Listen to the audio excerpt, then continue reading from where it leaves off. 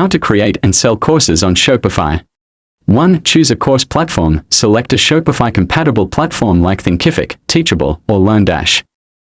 These tools help you structure and deliver your course content seamlessly. 2. Create high-quality course content. Plan your lessons, record engaging video tutorials, and include downloadable resources like PDFs, worksheets, or quizzes. Ensure your content is valuable and well-structured. 3. Set up your Shopify store. Create a dedicated product page for your course, set pricing options, one-time fee or subscription, and write a compelling description highlighting key benefits. 4. Enable digital delivery and course access. Use Shopify apps like Sendowl, Courses Plus, or SkyPilot to automate content delivery, ensuring students receive instant access upon purchase. 5. Market your course effectively. Drive traffic using SEO and social media promotions.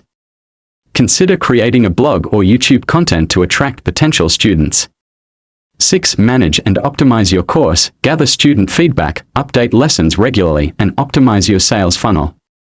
Offer discounts or bonus content to increase enrollments. And that's all for this video. Please note that this is not an app commercial or paid promotion. If you have any copyright or other inquiries, please email tutorialorabis@gmail.com. Thank you.